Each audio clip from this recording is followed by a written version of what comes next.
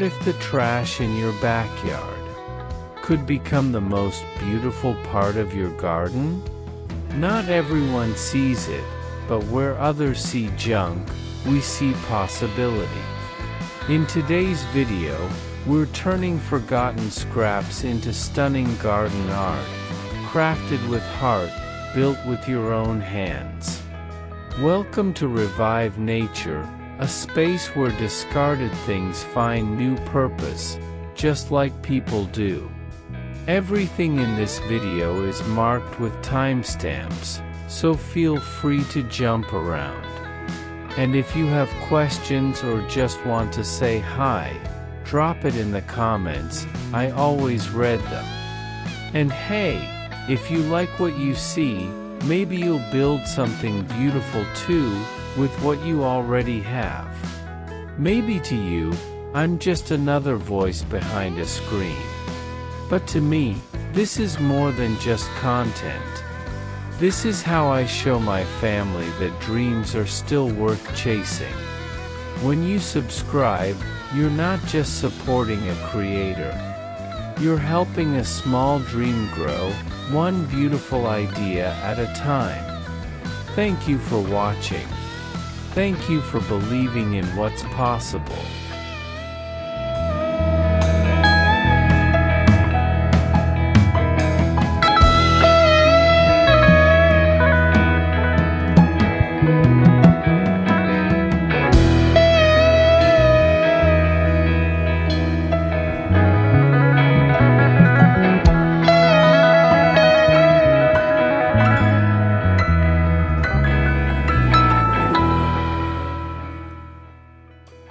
In the quiet corners of an old garden, where vines weave gently around forgotten things, a weathered door stands not as an entrance, but as an invitation. Not to walk through, but to stop, to breathe, to notice.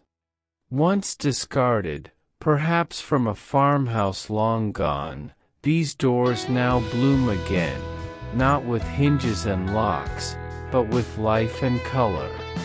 A coat of mint, a splash of lavender, or a whisper of soft cream transforms each surface into a poetic canvas. Mounted with small flower pots or framed with climbing ivy, they sing a silent story of revival. Alongside gravel paths and under the shade of pergolas, these upcycled doors frame chrysanthemums and asters like art in a museum, only this museum breathes, rustles, and glows under the autumn sun. Coconut shell planters hang like ornaments, lightweight and earthy, cradling small flowers that spill gently over their rims. A mix of marigolds and sedum creates warmth that draws butterflies and lazy bees. Placed in a tiny backyard corner or along a humble white fence, the doors bring vertical charm where space is tight. Each creak in the wood speaks of history, but the blooms rewrite its purpose. No longer forgotten, they are now focal points, alive with energy, humble yet extraordinary. Neighbors pause. Guests smile. Children ask, was that really a door? And yes, it was. But now, it is a flower frame, a vertical garden, a rustic sculpture of joy. In a world rushing forward, something as simple as a repurposed door can remind us, beauty doesn't always need to move. Sometimes, it just needs to be still, present, blooming.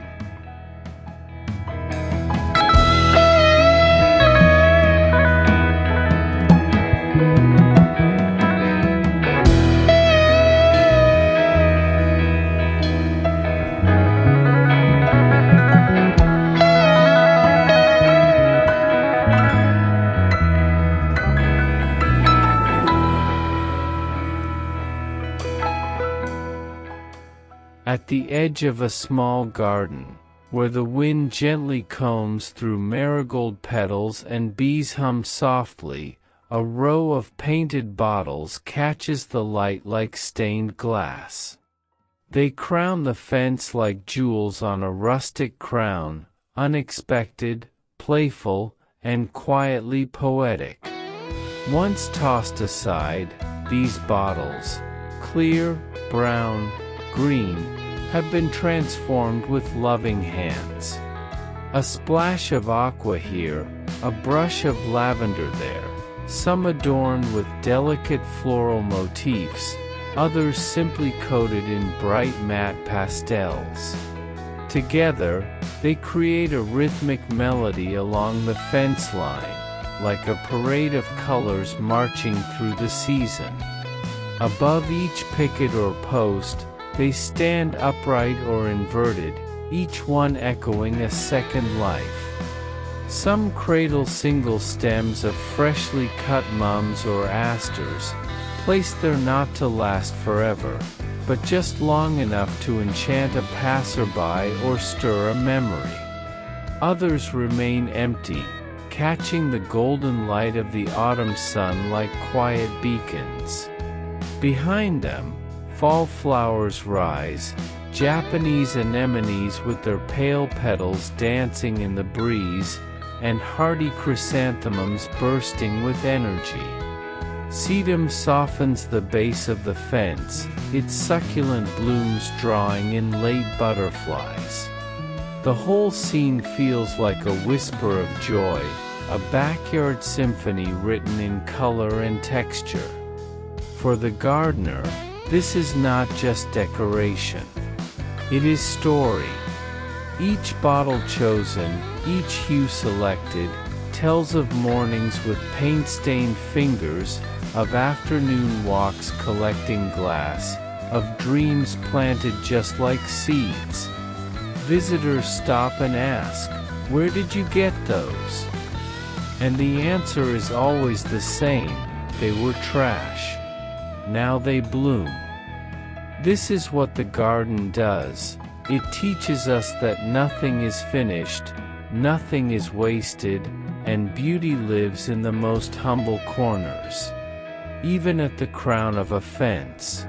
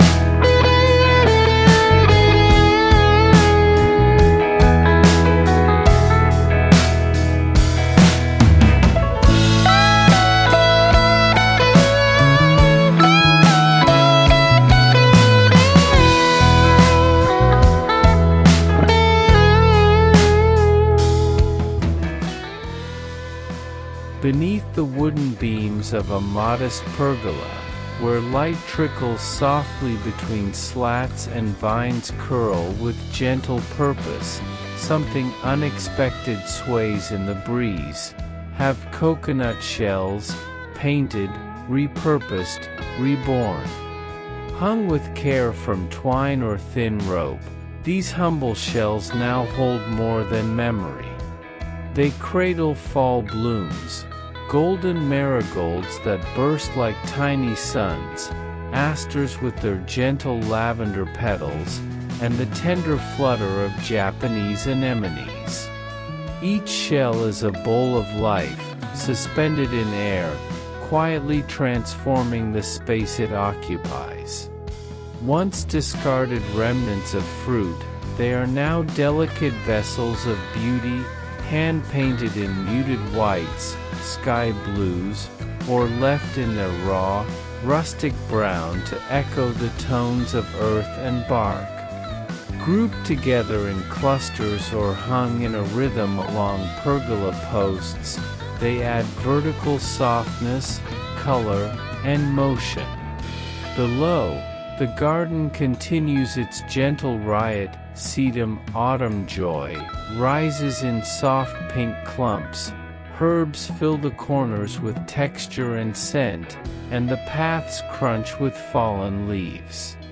But it is the coconut shells that draw the eye upward, inviting even the weary soul to pause and look. To be reminded that nature's cast-offs can still bloom. They sway in silence, responding to the breeze like wind chimes without sound. Birds peek curiously. Bees circle. A child reaches up to touch one, surprised that something so small, so simple, can feel like magic. In small patios and narrow backyard nooks, where space is precious and walls enclose, these hanging planters offer a gentle rebellion. They refuse to sit still on the ground. They rise. And in doing so, they lift the mood, the color, the charm of the entire space. They are a whisper from the tropics, a nod to frugality, and a celebration of transformation, all blooming quietly above our heads, reminding us, even the smallest things can grow where there's light and love.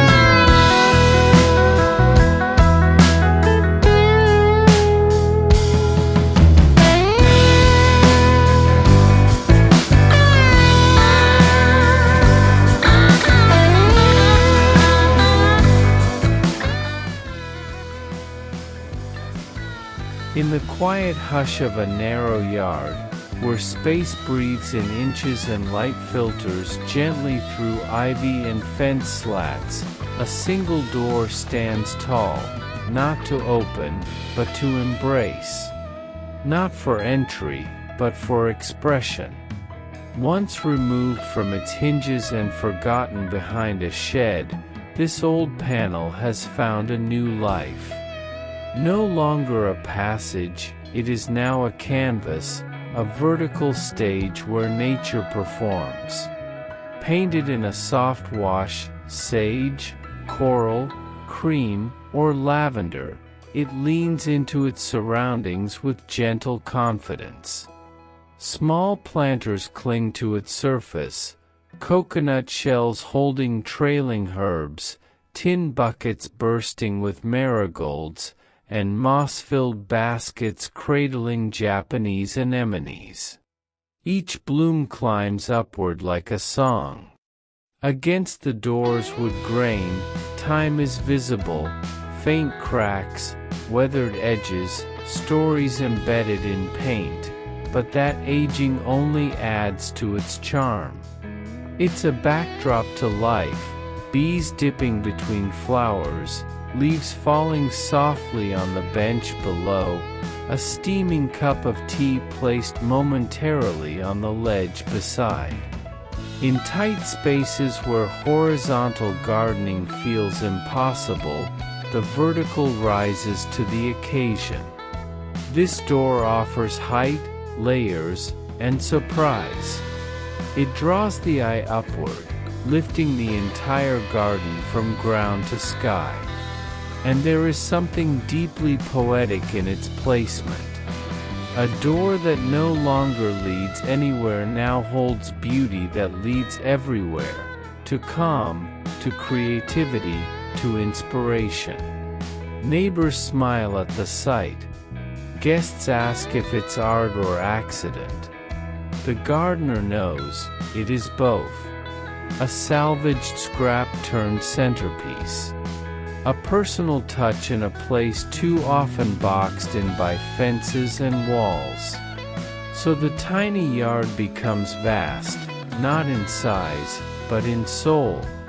Thanks to one simple act, placing a door where no door belongs, and letting nature frame itself around it.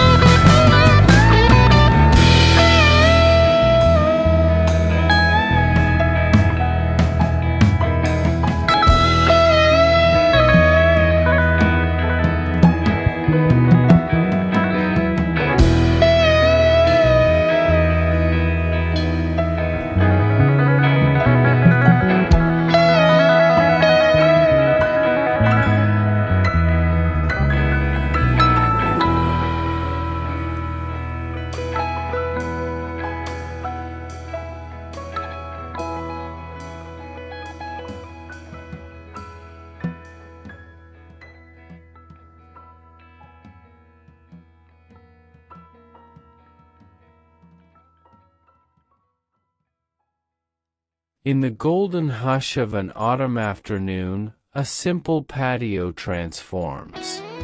Not with brick or stone, but with glimmering color and playful light, born from things once thrown away. From the edge of the pergola, strands of recycled bottles sway gently in the breeze. Some are translucent, catching the sun like prisms. Others are painted, lavender, seafoam green, soft blush pink, each one whispering a story of reinvention. They dangle like garlands, like wind chimes without sound, like stained glass undone from its frame. These bottle chains are more than decoration. They dance with the sun, throwing flecks of color onto the soil below. On cloudy days, they catch the gray and soften it. On bright days, they turn the patio into a kaleidoscope of light. Beneath them, the garden blooms, low beds of asters, tidy rows of marigolds, the scattered elegance of Japanese anemones. The flowers respond to the colors above, as if in silent conversation. The space feels alive, joyful, unexpected, artful. Each bottle was once empty, discarded. Now, linked with simple wire or twine, they form strands of charm that lift the mood of the entire patio. No two are alike. Some still bear the ghost of their labels. Others were patterns hand-painted with care, a daisy here, a vine there, a smile hidden in the curve of glass. Children love them. Guests ask questions. Birds dart between them. And when the wind picks up, they sway in rhythm with the leaves, bringing motion to stillness, color to the air. They're easy to overlook, but impossible to forget once seen. And in their gentle sway, they remind the gardener of something quietly profound. Beauty does not require perfection. It asks only for attention, and the courage to give new life to old things. This is not just decor. This is rhythm. This is memory. This is joy suspended from a beam, casting light on the garden below.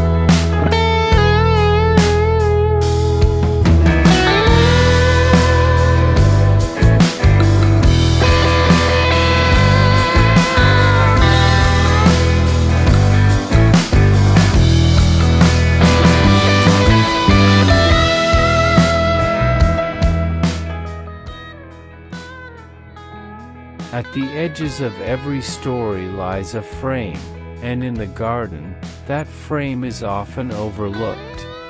But here, at the feet of blooming joy, rests a line of humble elegance. Coconut shells, half-buried, hand-painted, alive with purpose. They line the paths like tiny bowls turned toward the sky, each one cradling soil, moss, or bloom. Once cast off from kitchens and markets, these shells now form the soft, rhythmic border of a cottage garden, guiding eyes, guiding feet, guiding wonder. Along the fence, they nestle between marigolds that burst with golden sedum that blushes pink with the cold touch of fall. Their earthy tone grounds the chaos of color, and their curved form adds softness to sharp edges of stone or wood. They are not perfect. Some are chipped, some tilt, but in their imperfection lies the charm. A garden, after all, is not a showroom. It's a song. And these shells hum quietly at its base. Children step along them like stepping stones. Guests pause to touch the surface, surprised by how something so ordinary can feel so right. Painted in creams, terracottas, mossy greens, they blend and bloom alongside the plants they border. More than decoration, these coconut shells are the gardener's whisper. I see the beauty in what others throw away. And so, inch by inch, they define the space, not with concrete or cost, but with character. They withstand the rain. They welcome the frost. They carry color when flowers sleep. Placed carefully around corners, curved along beds, or tucked beneath taller blooms, these rustic borders offer more than structure. They offer rhythm, a heartbeat that pulses at the garden's edge. And in the quiet glow of morning or the golden haze of dusk, they remind us, even the smallest things, even the discarded and rough, can hold space for beauty to grow.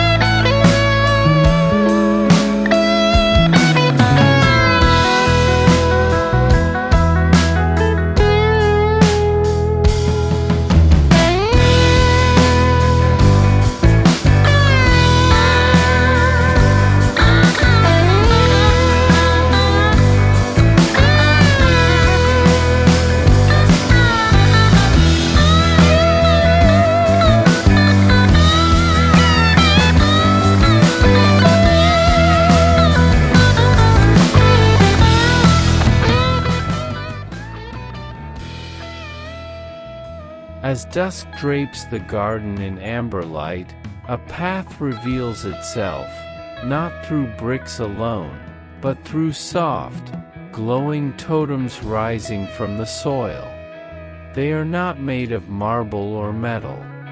They are made of bottles, forgotten, reclaimed, reborn. Each one stands tall like a guardian of the path.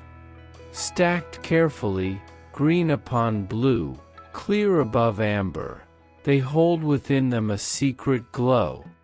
Tiny lights, solar-fed or gently wired, shine from the inside, making the glass blush with warmth. The path is no longer just a route, it becomes an experience, an invitation to wander. These bottle totems don't shout. They shimmer. Painted in soft jewel tones or rustic chalks, they echo the hues of fall.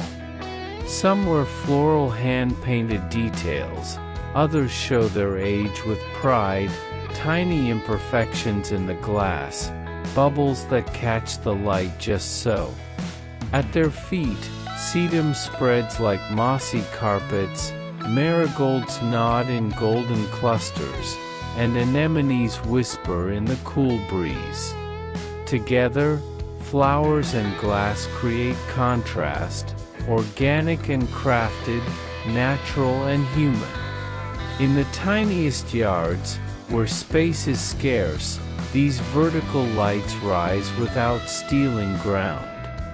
They claim the night not with brightness, but with presence.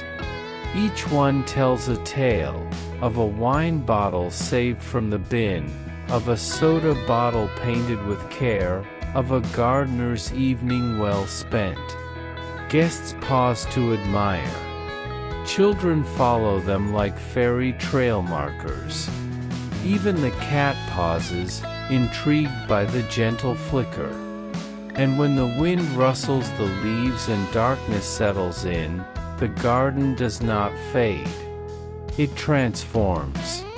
It becomes a realm of light and bloom, where the journey from trash to treasure glows with quiet pride.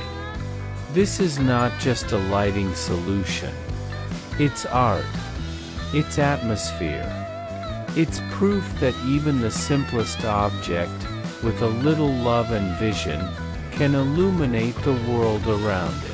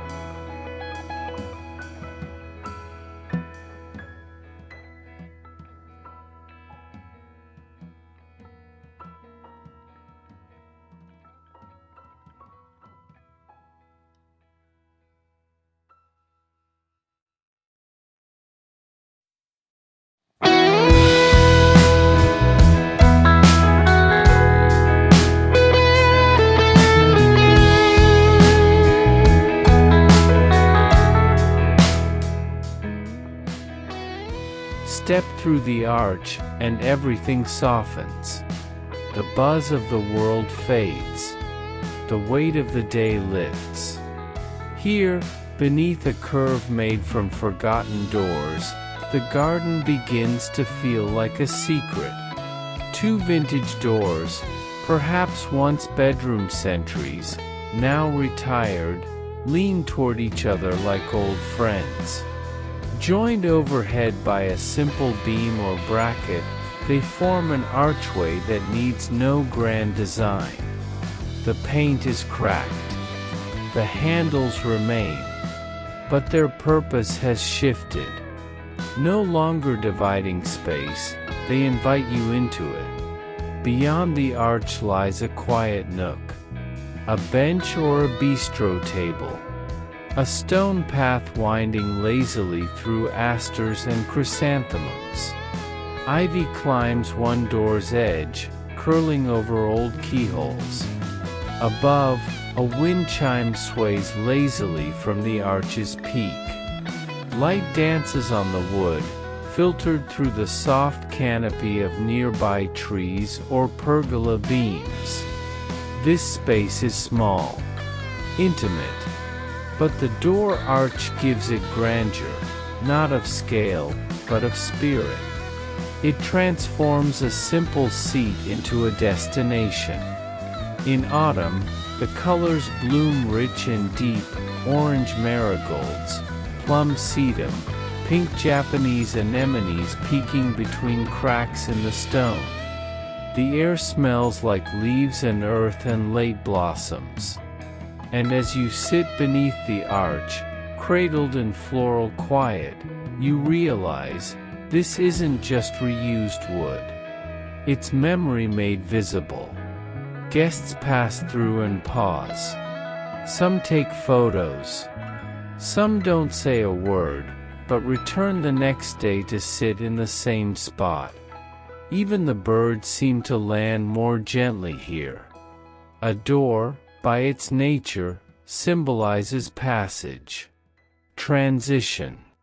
And though this one opens to no house, it still marks the beginning of something: rest, reflection, renewal.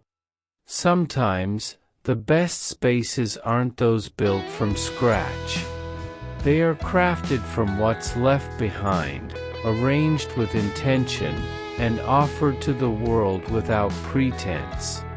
And in this case, 2 old doors gave the garden its soul.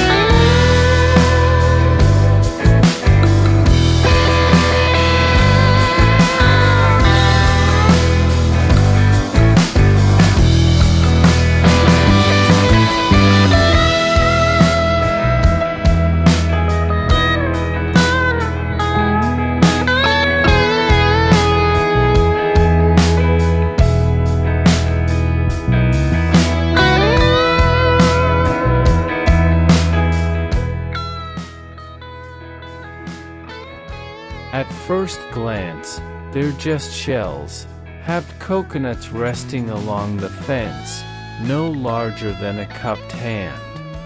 But look closer, and you'll find entire worlds blooming inside them. Painted in gentle shades of mint, rose, and cream, these coconut shells have become homes for fairy dreams. Each one cradles life on a miniature scale: a tuft of moss, a single marigold, a stem of sedum reaching like a tiny tree. Some hold smooth pebbles, others bits of twig arranged like benches, some even cradle fragments of pine cones, repurposed into chairs for unseen guests. Lined up along the top ledge of a backyard fence, they form a playful rhythm, a gallery of whimsy where the eye can wander and the imagination linger. Between tall bursts of Japanese anemone and clouds of mums, these tiny planters are like secrets waiting to be discovered. They don't shout for attention. Instead, they reward curiosity. Children stop and peer inside. Adults smile, often without realizing. Even the wind seems gentler here, as if careful not to disturb the magic. Each shell tells a tale. One was painted by hand during a quiet afternoon. Another was shaped by the waves before it found its place in the garden. None are perfect, but all are beloved. Together, they break the rigid line of the fence with softness and story. They bring the eye upward, drawing attention to the in-between spaces, those narrow ledges that usually go unnoticed.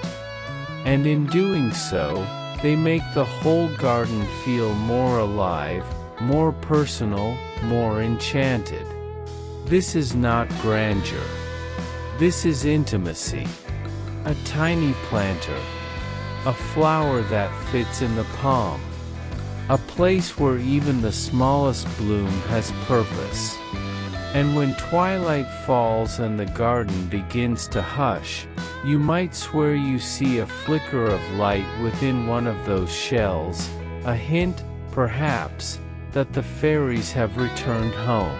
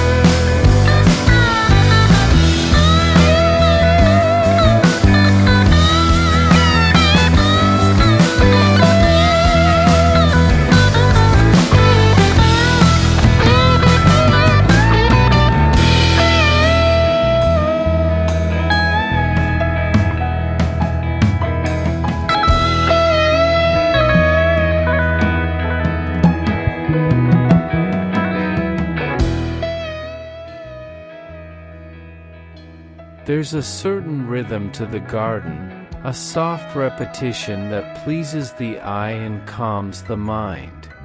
And sometimes, that rhythm is found right at your feet.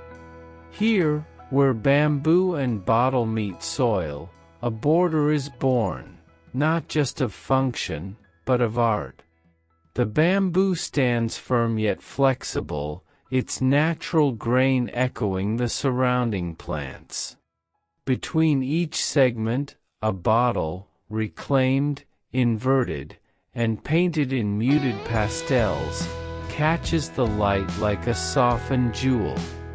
Some still shimmer green or amber, others now blush in lavender, sage, or soft cream. Together, they march along the garden edge, forming a line that is both structured and whimsical.